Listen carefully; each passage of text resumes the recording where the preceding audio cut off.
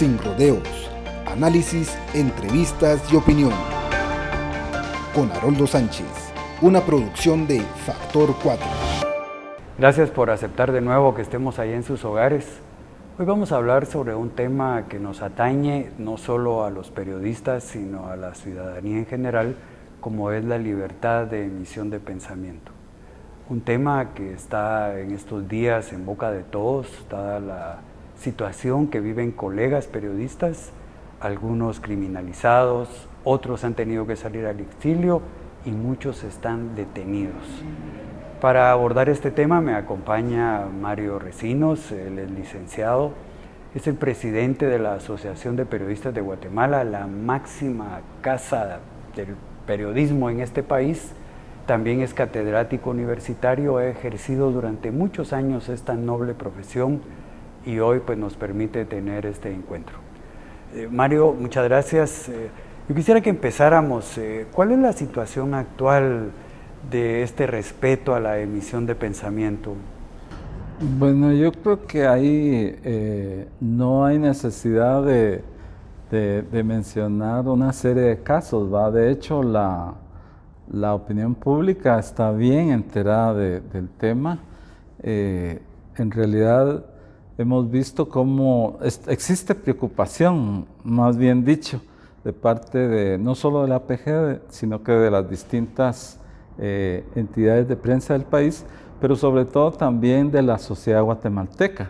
¿Y por qué razón? Porque la libertad de expresión no es un derecho único y exclusivo de los periodistas y de los medios de comunicación, ¿va? Sino que la sociedad en general se puede expresar a través de estos medios y hoy de manera más amplia a través de las redes sociales, dado el impacto que ha tenido el periodismo digital, ¿verdad? Entonces, la preocupación estriba en que la libertad de prensa, pues, para todas las sociedades es un factor importante de la democracia, ¿verdad? Y se ha insistido tanto de parte de los colegas en diferentes momentos y foros en que sin periodismo no hay democracia. Entonces, sentimos que en este momento las críticas hacia el gobierno, hacia los políticos incluso, han sido pues, recibidos como un estorbo, como un rechazo y como una afrenta, ¿verdad?, a la realidad que no la podemos desfigurar, porque los medios de comunicación lo único que hacen es que dan a conocer los hechos y qué mejor si los medios de comunicación solo habláramos de lo positivo de las cosas, pero la realidad es que no podemos obviar ni negar que existe un sistema que está cooptado, ¿va?, por diferentes fuerzas negativas para el país. Y sobre todo el hecho de que, por ejemplo, la prensa no puede negar que haya corrupción, ¿verdad? De hecho, a cada poco los medios de comunicación pues destapan situaciones que incluso rayan en la situación de que mientras sectores amplios de la población viven en la pobreza, ¿va?, se gastan millones de quetzales, ¿verdad? Ahí está el caso del hoyo de Villanueva, que se le denominó, que haciendo una auditoría muy directa sobre los gastos, pues vemos que es diametralmente abismal lo que se gastó en algo que, digamos, la Cámara de la Construcción, el Colegio de Ingenieros u otras instancias podrían haber definido los costos de eso, ¿verdad? Yo creo que has empezado con algo que es importante para nuestras audiencias. El artículo 35 de la Constitución, que garantiza la libre emisión del pensamiento, siempre se cree que esto solo atañe a los periodistas. ¿Podrías explicarnos un poco esto a la gente que nos escucha y nos ve? Efectivamente, bueno, la Constitución de Guatemala pues no es perfecta, ¿verdad? Y al igual que muchas constituciones en el mundo. Sin embargo, quienes la redactaron tuvieron la certeza, pero también el tino de dejar bien expresado el aspecto inherente a la libertad de expresión, ¿verdad? Y ahí dice que la libertad de expresión es un derecho que es ciudadano, ¿verdad? Y dice que es libre libre la expresión a través de todos los medios de comunicación sin licencia ni solicitud previa, dice. Es más, dice que no es delito incluso criticar a los funcionarios públicos, ¿verdad? Y aparte de eso dice que no puede haber ley que por encima de la libertad de expresión, ¿verdad? Entonces, ¿qué significa esto? Eso es una garantía constitucional y universal, porque incluso en la Declaración de los Derechos Universales, ahí está planteado también el derecho a la libre expresión, porque es precisamente lo que disentir o consensuar algo es muy positivo para las sociedades, ¿verdad? Y entonces la historia de Guatemala está tan plagada de hechos en donde ha habido mucha intolerancia y mucha represión hacia los medios de comunicación. De hecho, aquí en la APG nosotros tenemos una pared llena de compañeros que fueron mártires precisamente por decir la verdad, por luchar por una nación más democrática o por pensar diferente. Pues esa es una cuestión pero esos son los atributos que tiene precisamente la libertad de expresión en Guatemala, ¿no? Dijiste una frase, sin periodismo no hay democracia. ¿Qué podés basar para afirmar esto? Bueno, en primer lugar porque tanto en medios escritos como medios radiales, como medios televisados y hoy en abundancia en los medios digitales, hay la oportunidad realmente no solo para los periodistas propiamente, sino que para el ciudadano, para la academia, para los tanques de pensamiento y para las universidades, de poder expresarse a través de los medios de comunicación o plataformas de información, ¿verdad? Entonces, creo que el periodismo es vital porque ahí hay una oportunidad de que hasta el mismo gobierno puede decir, bueno, miremos qué dice la sociedad, qué dice la opinión pública acerca de lo que estamos haciendo, si lo aprueba, lo desaprueba o en qué medida. Yo creo que por ejemplo, en Estados Unidos es muy habitual ver las encuestas de opinión no solo sobre lo que está haciendo el Senado, sino que también el Congreso y obviamente también el Ejecutivo. Entonces, ahí hay un parámetro, ¿verdad?, para decir, bueno, nos están viendo de esta manera, tenemos que rectificar tal circunstancia o una ley que es rechazada, como en este caso estamos hablando del decreto 39/2022, ¿verdad?, que es sobre la ciberseguridad, pero de ciberseguridad, cuando uno analiza la ley a fondo, no hay nada. Fundamentalmente está dirigida a que cualquier crítica puede ser penada, ¿verdad? Entonces, ahí incluso se pasa por encima de lo que dice la Constitución, ¿verdad?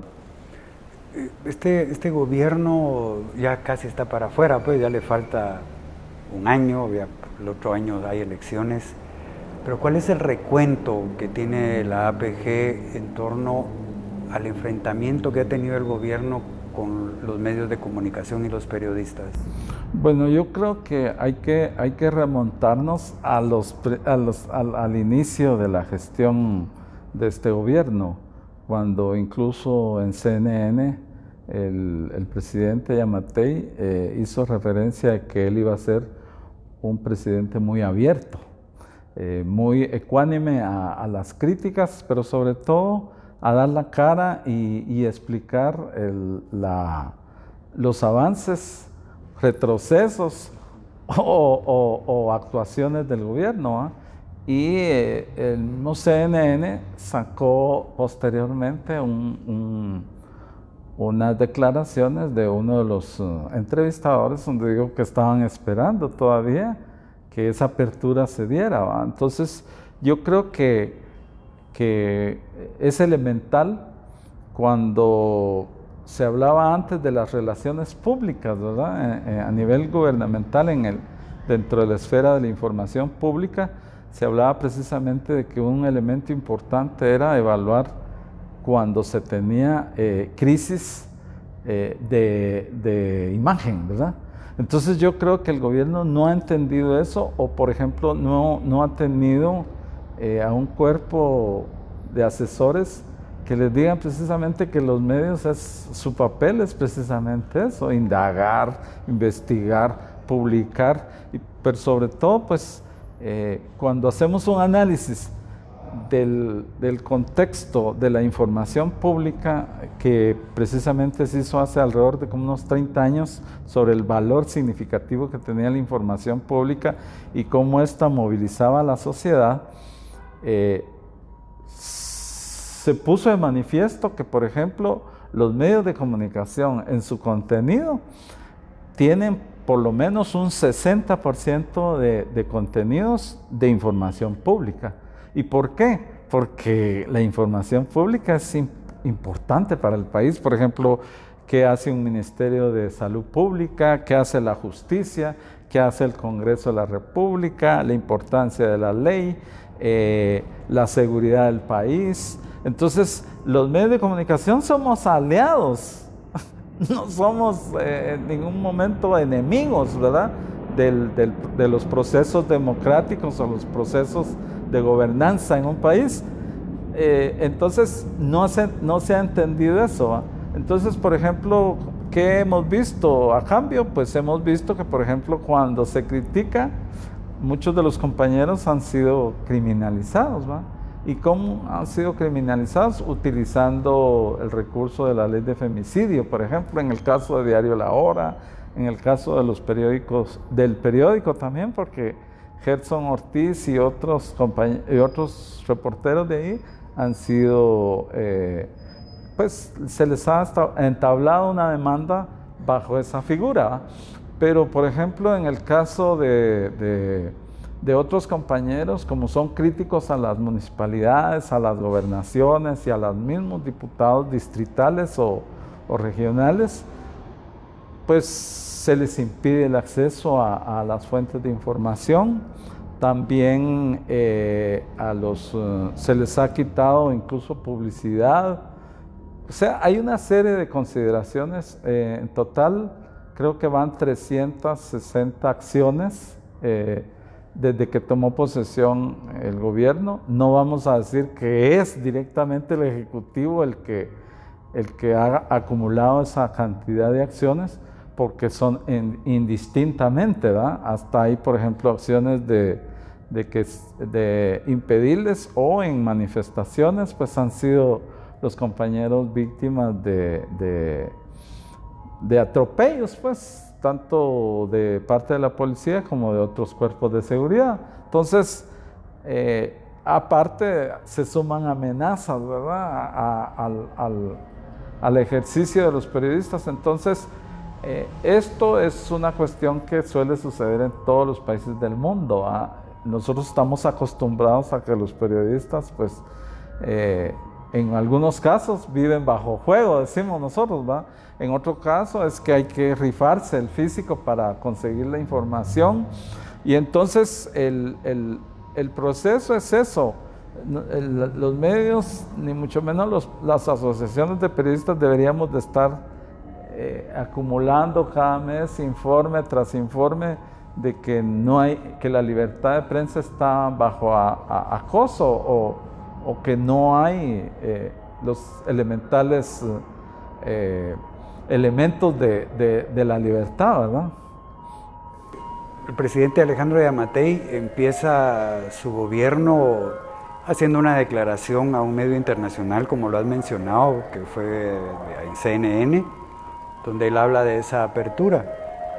¿Dónde se dio ese quiebre entre el gobernante y los medios de comunicación, sobre todo los periodistas independientes, que de repente conferencias de prensa solo se dejaba entrar a periodistas y medios afines?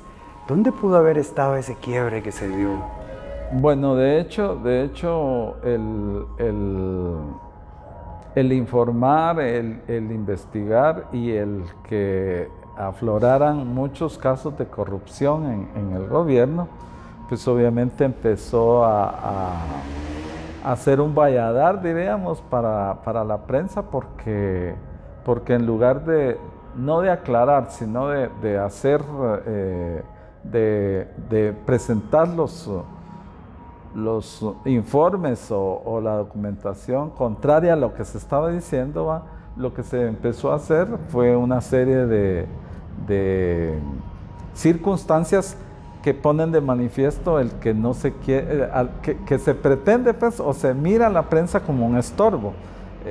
Por ejemplo, nosotros protestamos cuando la presidenta del Congreso manifestó abiertamente de que su gestión la iba a iniciar con conferencias de prensa en donde había que mandar quiénes iban a estar en las conferencias y enviar las preguntas que se iban a hacer. Entonces nosotros dijimos que el Congreso ha sido toda la vida muy abierto, incluso hasta las citas a personajes o a funcionarios y todo por parte del Congreso. La prensa está presente ahí y incluso cuando hay interpelaciones también la prensa está ahí. Entonces nosotros dijimos que no era la forma de invitar a la prensa cuando ella tiene obligación por ser presidenta del Congreso de dar declaraciones abiertamente, ¿verdad?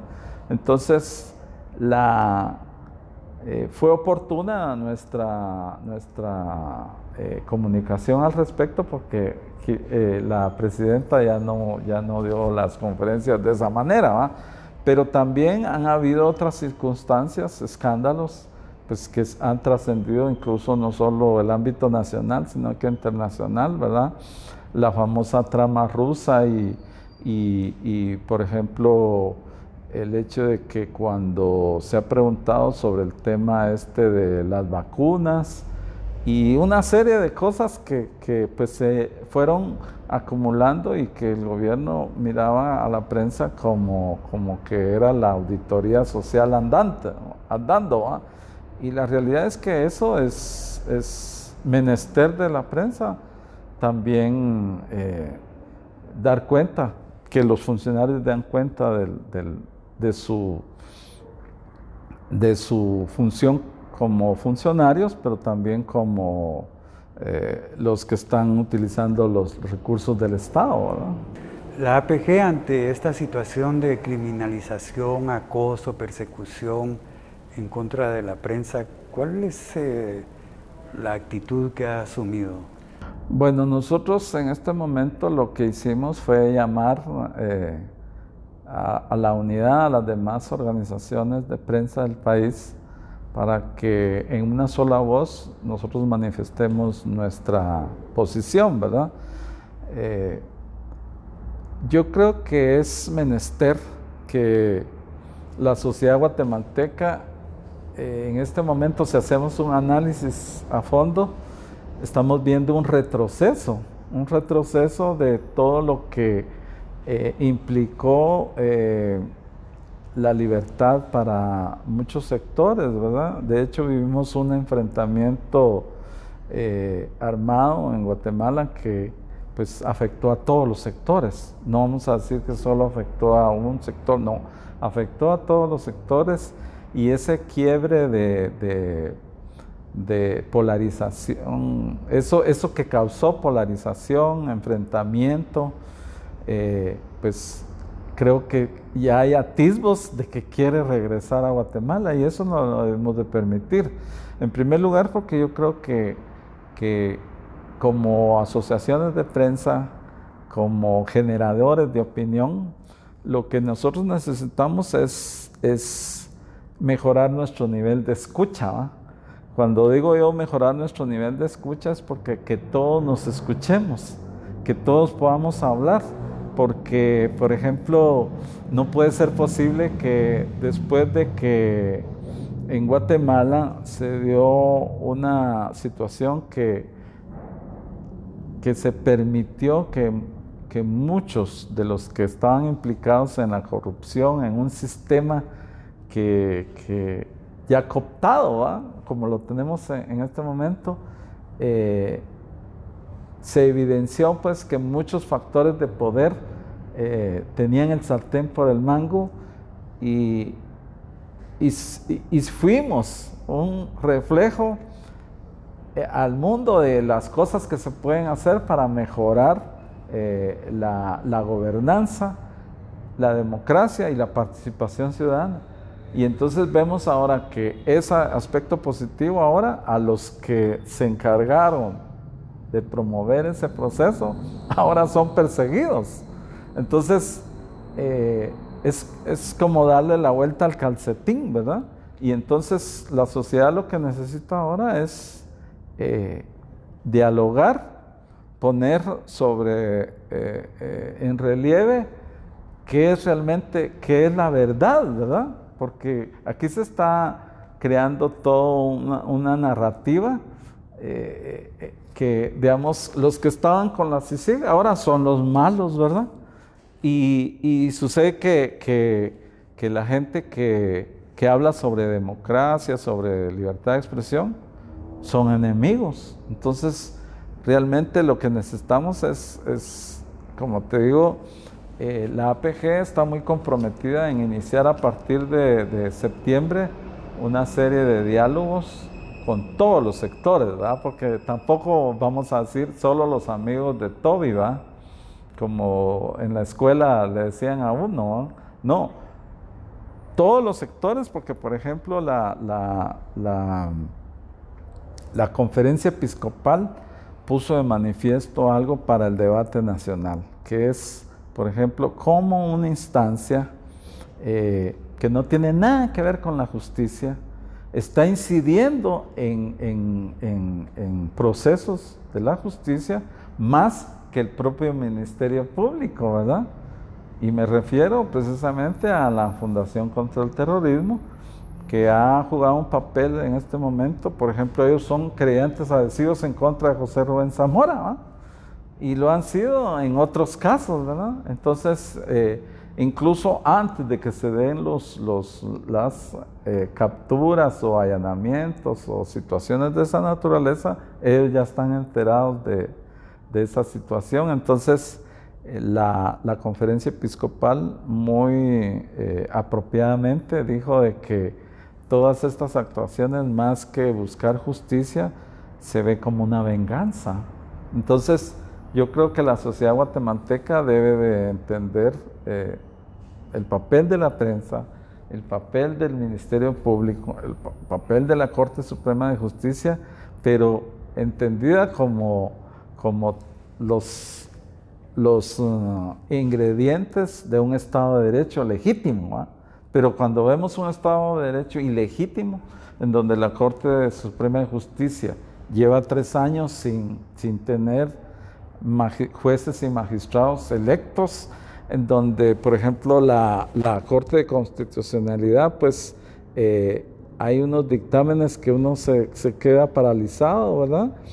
O bien, por ejemplo, el proceso de la Universidad de San Carlos, en donde no se aceptan a 7 cuerpos electorales y se le niega a los estudiantes, profesores y profesionales de más del 60% de la universidad a votar, porque por ejemplo los centros regionales no pueden votar, no pueden elegir a sus autoridades, pues. Entonces, yo creo que es momento de que la sociedad guatemalteca llegue a un proceso de diálogo. Hemos tenido, si fuimos aceptamos, de hecho, los acuerdos de paz, ¿verdad? Y hemos hecho incluso muchos diálogos, hasta incluso por la reforma tributaria y otros elementos, por ejemplo, todo el proceso de la tierra que también ha sido conflictivo. Hay diferentes momentos conflictivos, pues hemos tenido la disponibilidad y todo la necesidad de sentarnos y platicar, pues, para que esto no suceda.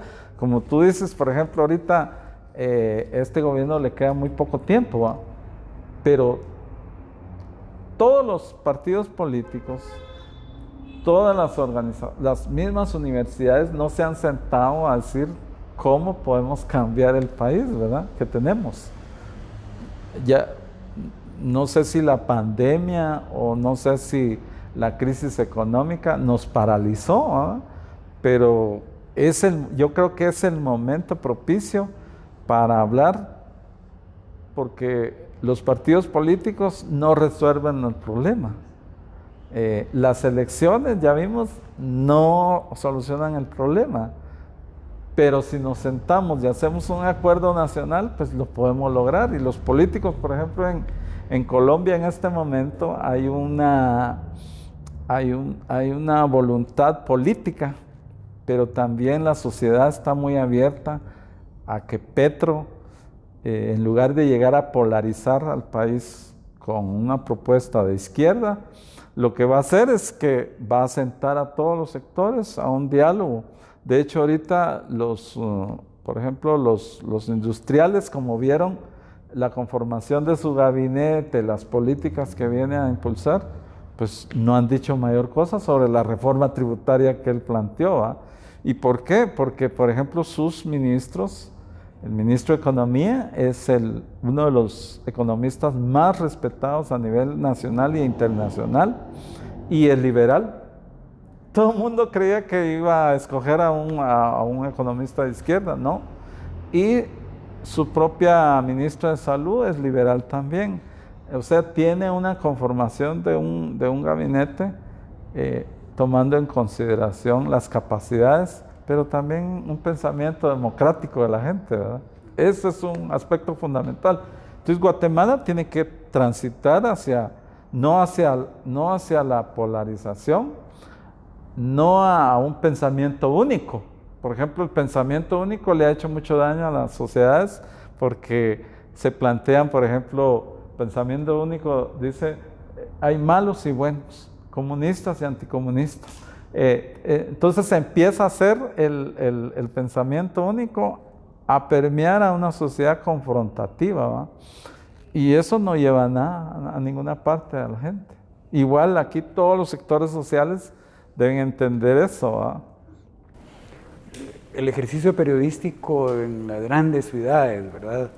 El caso de Guatemala, pero ¿qué está ocurriendo en el interior del país? Que también hay mucha persecución. Bueno, es muy buena pregunta porque efectivamente el Observatorio de los Periodistas del APG ha tenido la observación de que el 70% de los casos de vulnerabilidad hacia la libertad de expresión y hacia el libre ejercicio de los periodistas es precisamente en el interior del país, donde los compañeros realmente no tienen a una defensoría del periodista a la par o nuestras asociaciones que en cierta medida podemos acompañarlos, ¿verdad? Pero, por ejemplo, sí es ahí donde se da más esta cuestión. ¿Por qué? Porque aquí tenemos el caso de la televisión de Quesada, Jutiapa, en donde ellos ya iban un mes, la televisora, de que les quitaron la señal. ¿Y quién les quitó la señal?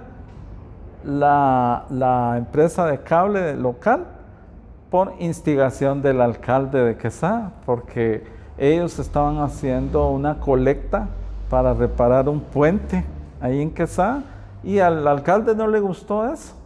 no le gustó eso, porque cuando la gente iba a dejar la colaboración decía, bueno, esperamos que ahora sí vamos a resolver eso del puente porque el alcalde no ha hecho nada. Entonces, como la gente le estaban dando la palabra a la gente para que opinara, pues obviamente esas son las cuestiones. Y aparte, pues han sido casos específicos.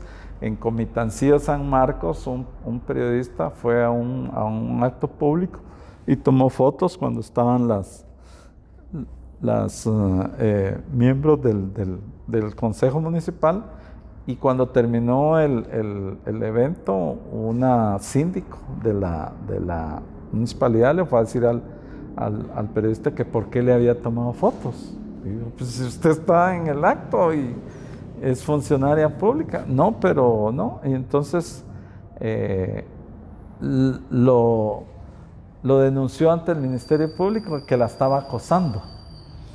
Entonces, nosotros como APG nos pronunciamos también por ese caso, en donde él estaba ejerciendo su derecho como comunicador, y la otra estaba como funcionaria. Entonces, no hay ningún acoso al respecto. Y de ahí, igualmente, hemos tenido denuncias de que algunos alcaldes pues ya no les permiten el ingreso a los compañeros que son críticos a las actividades públicas. Algunos diputados también se han portado a esa naturaleza, y gobernadores, ¿verdad? Entonces, sí, yo creo que de hecho la APG lo que quiere es regionalizar la organización de los periodistas, para que estos tengan también no solo noción de sus derechos, ¿verdad?, sino que también del protocolo que debe prevalecer en las coberturas, ¿verdad? Porque muchos periodistas a veces también se emocionan o se extralimitan, y por ejemplo invaden lo que es el espacio cuando el Ministerio Público llega a la escena del delito, ¿verdad? Entonces hemos tenido esa constante de que muchos llegan, se meten y inmediatamente hasta pueden ser consignados, ¿verdad?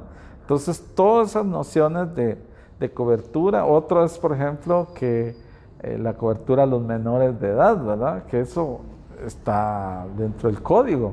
Entonces no se puede revelar fotos de menores detenidos o fotos de niños que han sido abusados, también identificarlos. O sea, hay una serie de aspectos que también creemos que se deben de fomentar desde los medios, desde las asociaciones de prensa, para que entendamos también que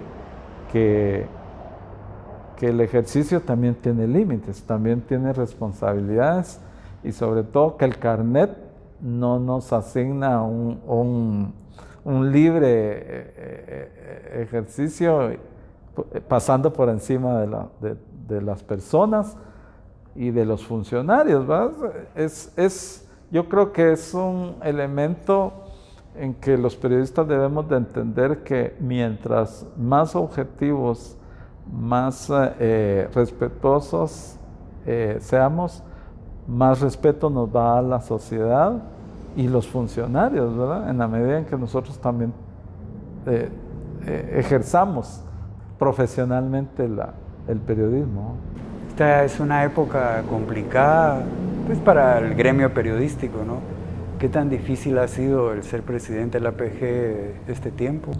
Bueno, la realidad de las cosas es que yo no quiero, digamos, hablar de los otros compañeros, colegas que han sido presidentes de la APG, porque cada quien le ha tocado diversas etapas, y obviamente en este momento nosotros hemos activado y hemos dado todo el apoyo a la Comisión de Libertad de Prensa, al Observatorio de los Periodistas, que han realizado un trabajo muy, muy, muy especial, que no es solo reconocido por por la asamblea, ¿va?, de la APG, sino que también por los medios y la sociedad en general.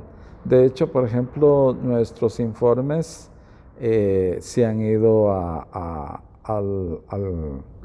la Comisión Interamericana de Prensa de los Derechos Humanos y también a Suiza. De hecho, un compañero nuestro hace 3, 4 años estuvo en la asamblea de la Comisión de Derechos Humanos en Suiza. Entonces, nosotros hemos activado a la APG pensando precisamente no solo en el papel que ha desempeñado la entidad durante 75 años, ¿no?, porque en 1947, el 10 de abril del 47, se constituye la APG y todo el mundo dice, ¿y cómo es posible que la APG surgió a través de un conflicto? Porque era la época en que Juan José Arévalo estaba en el Congreso, pero en el Congreso se gestó una ley mordaza para los medios y para los periodistas, y fue cuando se constituyó la APG. Pues no hay, digamos, gobiernos, ya sean democráticos, o sea, que no se cuestione el papel de la prensa, ¿va? Entonces, nos ha tocado en este momento situaciones en que hemos tenido que salir a la palestra. La razón fundamental es porque la APG, sus estatutos marcan 4 cosas bien importantes. Una es el hecho de mantener la defensa irrestricta de la libertad de expresión, pero también dice que la APG debe de velar por la alternabilidad del poder, dice. El otro punto dice la defensa de los derechos ciudadanos de las personas, ¿verdad? Y los otros 2 elementos es velar por la democracia y el Estado de Derechos. Entonces, por ejemplo, la APG no solo debe estar diciendo sí que la libertad de expresión, no, tiene que, en su conjunto, como lo dije al principio, sin periodismo no hay democracia. Entonces, y si no hay democracia, no hay Estado de Derecho. Entonces, si vemos lo que está ocurriendo en Nicaragua, por ejemplo, que el día de ayer vimos alarmados que están desmantelando el diario La Prensa. Se están sacando toda la maquinaria, equipo, todo eso. Y entonces vemos cómo un gobierno que, inspirado en la revolución, luchaba por la libertad y ahora cercena la libertad de los ciudadanos. E incluso ni libertad de religión, ¿verdad? Porque hay persecución para los religiosos y hasta un obispo, menos mal, le dieron libertad domiciliaria, ¿va? Pero, por ejemplo, por eso te decía que lo elemental aquí es que nos sentemos, que nos escuchemos, que la sociedad, quienes piensan que la prensa está jugando un papel de defensa solo de la izquierda, por ejemplo, que se dice, eso no es cierto. Estamos defendiendo a todos, al derecho de todos los ciudadanos, pero sobre todo, por ejemplo, en el caso de José Rubén Zamora, para hacerlo más en contexto, ¿verdad?, de lo que está pasando, nosotros salimos en defensa de José Rubén Zamora por el principio elemental de que el diario El Periódico ha sido un crítico y no ha publicado, por ejemplo, cuando dice carretera o empresa a la que se le dio en concesión el proyecto de la carretera y no lo hizo, eso es verdad, pues no se lo está inventando el medio, ¿eh? Y de igual manera el hecho de que se hayan aprobado en el Congreso tantos millones, casi 3.500 millones para todo lo que es la infraestructura del país, y cuando se analiza cuáles son las empresas, todas las empresas están vinculadas con ya sea con operadores vinculados con el gobierno, políticos o diputados, ¿verdad? Entonces, cuando uno ve eso, y eso no solo lo decimos nosotros, lo dicen hasta en el extranjero, que es para pagar facturas o para la campaña política, ¿va? Entonces, todas esas circunstancias, la población lo sabe, ¿verdad? Entonces, y la prensa pues no se inventa, ni está confabulando un plan para desestabilizar el país, ni mucho menos para que el gobierno haya un golpe de Estado o algo así por el estilo, no, en lo absoluto. Entonces, la prensa ha llegado a tener respeto precisamente por su actuación valiente de dar a conocer hechos que para la sociedad pues son negativos y vienen a representar un costo significativo, porque esos recursos podrían ser utilizados para dar empleo. Ahorita hay un desempleo profundo. La crisis económica en Guatemala hay que ver la inflación. La semana pasada, este mes de agosto fue esencial. La canasta básica subió significativamente, productos que subieron hasta 4 quetzales. Entonces, esas situaciones, la sociedad en general quiere compensadores económicos, sociales, libertades para poderse ganar la vida todos los días, ¿va? Entonces, esas son las cosas que, por ejemplo, la APG ha reivindicado en los últimos meses y a veces hay situaciones en que se nos critica, ¿va? Porque dicen que la APG debería estar haciendo otras cosas, ¿va? Y realmente nosotros somos el reflejo de lo que dicen los estatutos, ¿va? No, y al final como que hay una línea en el ejercicio periodístico en un defensor de derechos humanos en relación al derecho que tiene la gente de salud, de educación, vivienda, agua potable, infraestructura. Ahí es donde a veces no se entiende el verdadero papel de los periodistas, ¿no? Claro, como te digo, ¿qué diéramos nosotros para estar hablando todos los días de un periodismo positivo, de sacar, como dicen, buenas noticias, ¿verdad? Pero la realidad de las cosas es que el escenario nacional pues da margen para que nosotros saquemos las situaciones en que la gente está. Por ejemplo, el lunes el ministro de Salud dijo que lamentablemente se iban a perder otro gran lote de vacunas y que el sistema de salud tenía que invertir 670 millones nuevamente para la compra de otra remesa de vacunas. Entonces, en primer lugar, ¿qué se han hecho con las otras vacunas?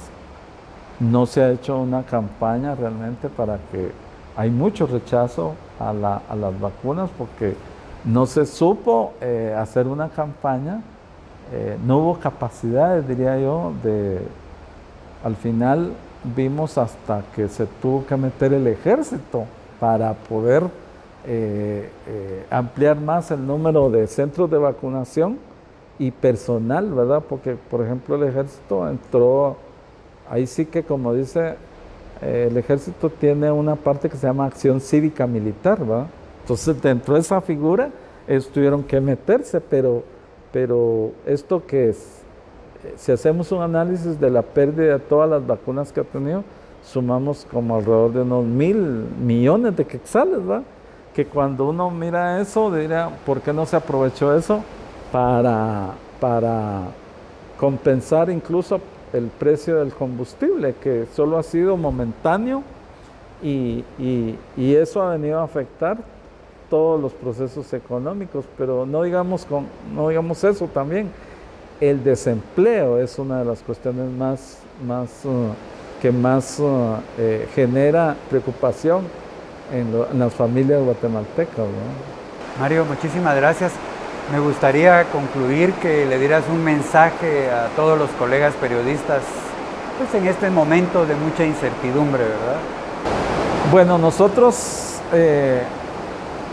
en conmemoración a los 75 años de la APG nos propusimos en primer lugar unir a los periodistas, no importando si fueran de la APG o no, pensando siempre en que el gremio somos todos, ¿verdad? Entonces, sobre todo pensar de que solo unidos vamos a tener una sola voz. Si empezamos a plantear un tema aquí y otro tema allá, no, yo creo que, y eso ha sido muy interesante. Por ejemplo, ahorita la APG es parte de la red Rompe el Miedo, que es una estructura de varias asociaciones y de varios sectores de derechos humanos, en donde cada vez hemos ido manifestando nuestro rechazo a estas medidas de intimidación o medidas que pretenden silenciar a la prensa, ¿va? Entonces yo les diría a los compañeros que solo unidos podemos salir adelante, pero sobre todo también que unidos podemos tener mejoras sociales para los periodistas y sus familias, pero también capacidades y capacitaciones para mejorar nuestro trabajo y nuestro ejercicio profesional, ¿verdad? Pues muchas gracias, Mario, y a ustedes, como siempre, agradeciendo la oportunidad que nos dan de que podamos tocar estos temas para que usted también tenga su propia opinión. Generemos nosotros a través de la información que llega un criterio que nos permita tomar las mejores decisiones. Nos vemos la próxima semana y de nuevo reitero el agradecimiento de aceptarnos ahí en sus hogares. Hasta luego.